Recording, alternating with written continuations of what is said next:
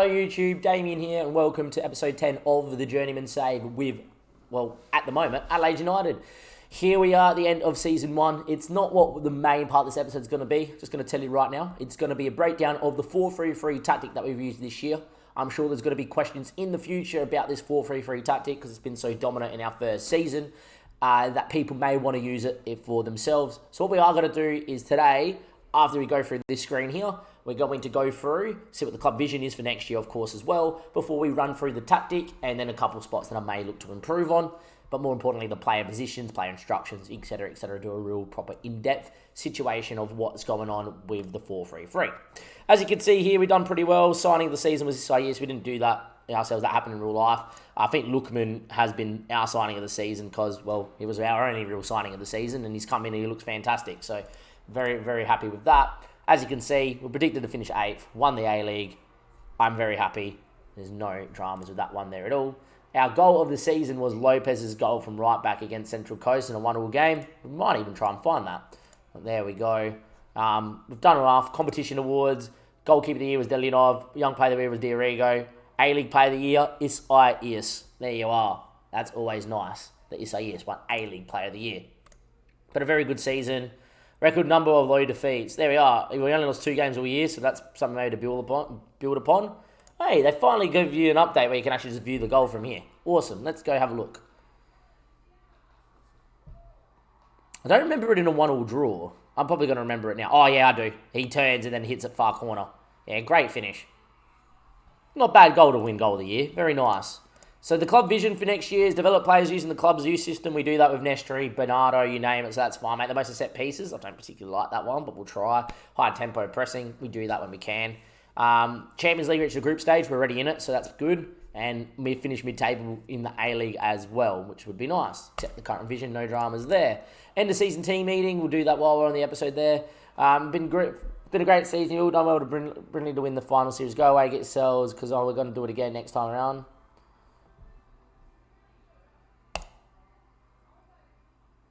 See, that's the problem is we just won the league and half the boys are going, actually, it's not good enough for us. And half of us are like, yeah.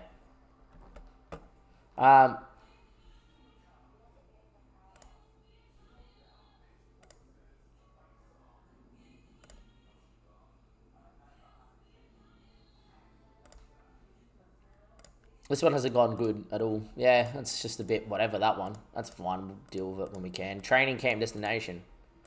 I want to go to Japan. Oh, man, we got plenty of spots. Let's have a look. Fiji. We can go to the northwest of England. Boys on tour in England.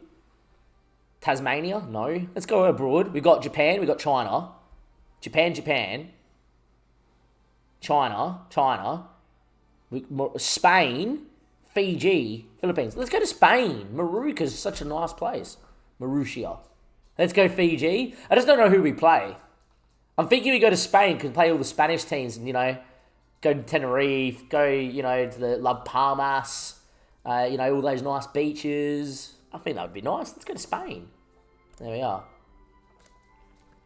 I've gone to Spain. A few of the boys wanted Fiji. I just don't know who we're going to play in Fiji.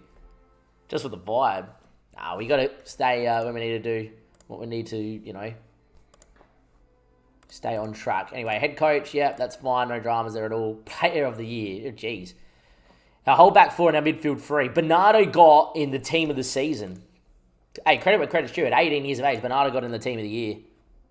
Fair enough. I'm pretty happy with that. But more importantly, this episode is based around this in the 4-3-3. We used it predominantly for the season.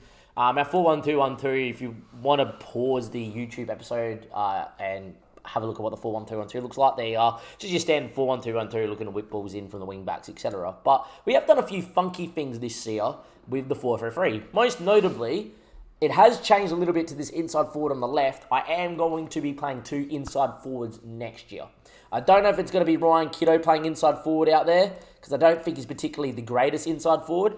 But he wouldn't be a bad backup player to have next year. He did have a really good year and was our top goal scorer of 9 goals. But it looks like the inside forwards in the latest patch just seems to get a bit more goal scoring opportunity. And considering we play with a false 9, I think you need to have wingers that look to score a bit more than, if we played with an advanced forward, the winger's a bit more creative, which the inverted winger is.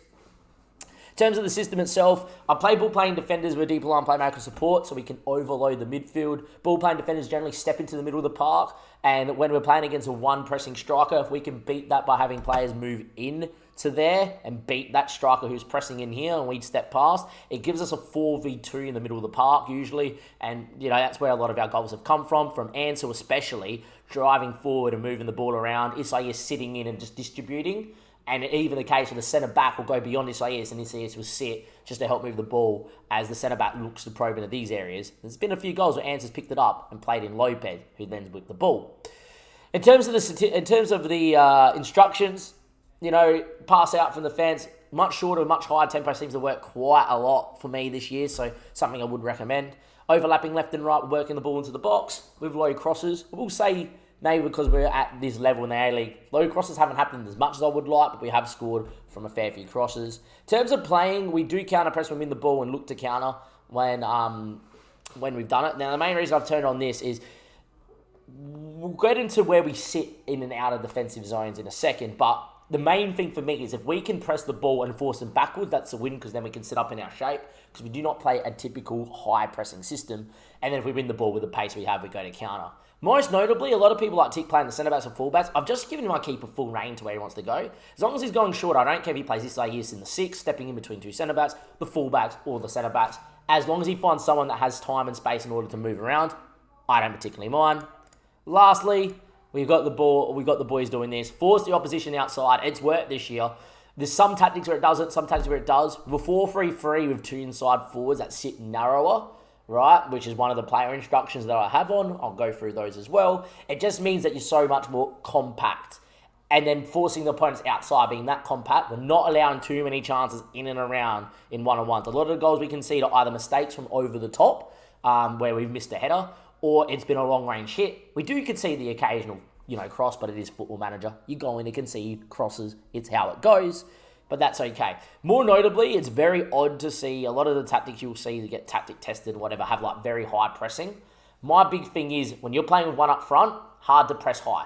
Because like I said, that our centre-backs will do where we go and beat that one-man press and move into the middle of the park. If you press with one, even though we have two inside forwards, if they beat the press, the AI, they can then play and have an extra man in the middle of the park. So with me in a 4-3-3, I prefer to sit a lot deeper, say have the ball here, that's fine, but as soon as you enter your middle third, we're going to press the shite out of you because we've got all the numbers around. We're narrow, we're compact, and we're a bit deeper, which means no space for them to play through the lines, and that's exactly what I want to have happen. So it's been working. We've had the best defensive record in the league. We have looked really defensively solid.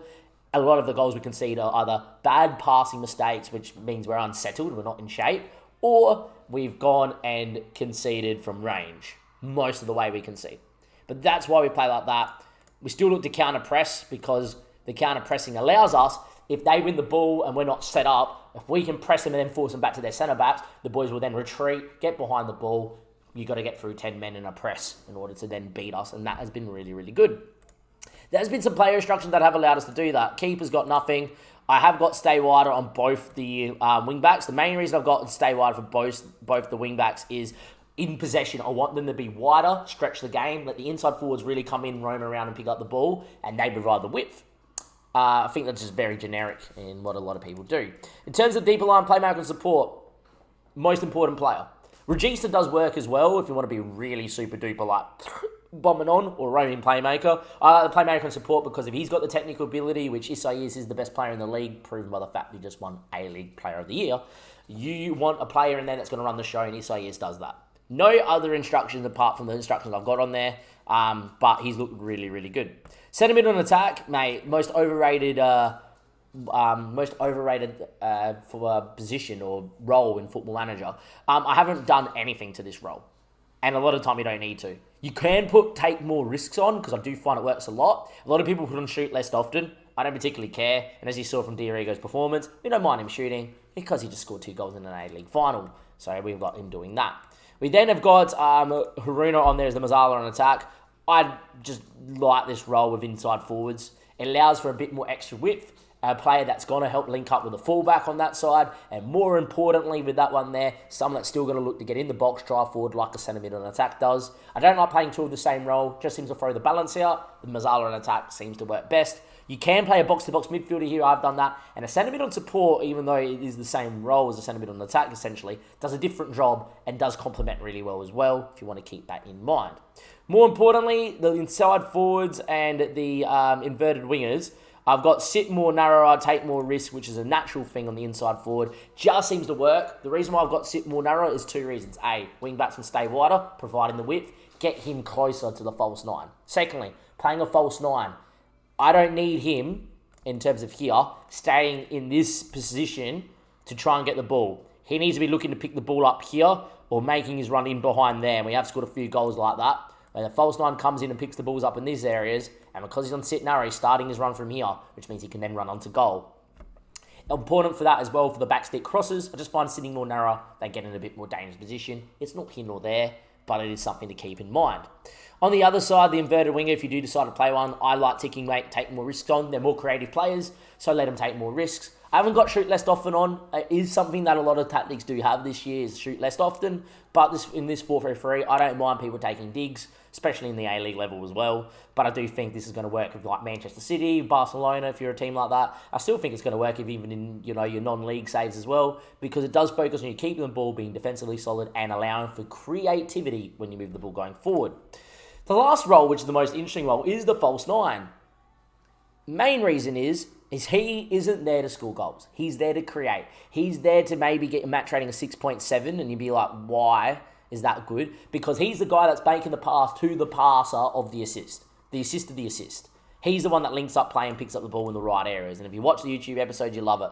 I've got him moving into the channels. Main reason is I don't need you staying up in the middle of the park. You go and find the space in between the lines you need to. If you need to drop deep, you drop deep. If you need to move to the left or the right to pick up the ball, you do that too. Because when the boys get the ball from centre-back driving on as a ball-playing defender, or Isaias gets it, or one of the midfielders gets it, their first thought is, where is the false nine?